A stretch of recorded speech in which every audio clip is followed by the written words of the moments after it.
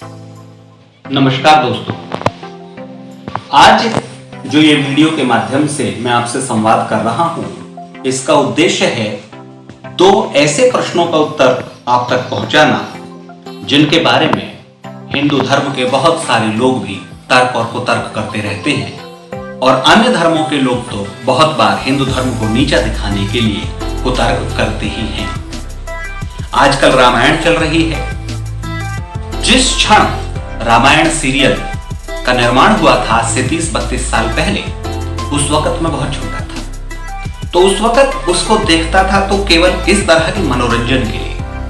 परंतु अब जब उम्र थोड़ी बढ़ गई है तो बौद्धिक ज्ञान प्राप्त हुआ है और उन दो प्रश्नों के उत्तर भी मिले हैं जो मेरे मन मस्तिष्क में घूमते रहते थे और तर्क और कुतर्क जब लोग कर रहे होते थे तो मैं बेहद आहत महसूस करता था। एक प्रश्न यह है कि राम इतने सशक्त थे, उस वक्त के सबसे शक्तिशाली व्यक्तियों में थे, भगवान थे, तो फिर बाली को उन्होंने छुप के क्यों मारा? और दूसरा प्रश्न यह है कि राम सीता की कद्र ही नहीं करते। एक धोबी के कहने पे उन्होंने उन्हें घर से निकाल दिया, या रावण के यहाँ रहने पे उन्हें उन पर विश्वास ही नहीं था, उन्होंने उसकी अग्नि परीक्षा दी, अर्थात उन्होंने सीता को बहुत पीड़ित किया। तो इन दोनों प्रश्नों का मैं उत्तर इस वीडियो के माध्यम से दे रहा हूं। पहला प्रश्न यह है कि राम ने बाली को छुप के क्यों मारा?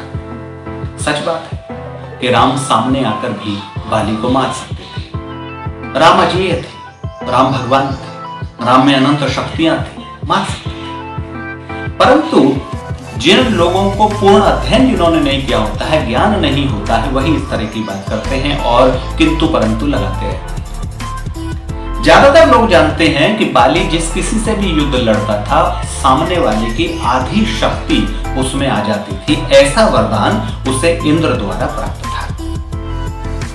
अब इंद्र का जो वरदान था, तो उसके चलते जब सामने वाले की आधी शक्ति उसमें आ जाती थी, तो प्रभु की शक्ति कितनी होती है? जो भगवान होता है उसकी शक्ति कितनी होती है? अनंत। और अनंत का आधा भी कितना होगा? अनंत। अनंत का दोगुना भी कितना होगा? अनंत। यानी यदि अनंत की आधी शक्ति सामने वाले में आए तो उसमें अनंत शक्ति आ जाएगी, और अनंत शक्ति तो सिवाय भगवान के किसी में आ नहीं सकती। तो फिर इंद्र का दिया हुआ वरदान झूठा पड़ सकता था। भगवान को अपने भक्तों की राह भी सरल करनी होती है, उनके दिए हुए वचनों का सम्मान भी करना होता है।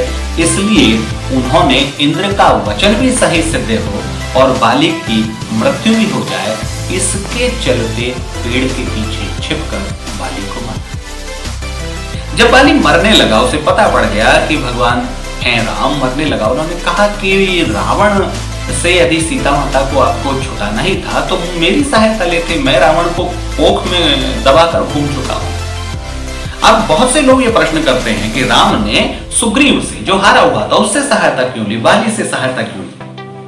उस वक्त में बाली ने सुग्रीव की पत्नी का भी एक प्रकार से अपहरण किया हुआ था। आज के कलयुग में यदि हम कहें तो गुंडई की हुई। अब ये आपकी पत्नी का अपहरण हुआ है और आप ऐसे व्यक्ति से सहायता लें जिसने दूसरे की व्यक्ति की पत्नी का अपहरण किया हुआ है, तो ये मर्यादा की बात तो ना होती। तो इसलिए भगवान रामचंद्र ने बाली की सहायता नहीं की। तीसरा, बाली को मारने में उन्हें किसी प्रकार का दोष क्यों नहीं लगता?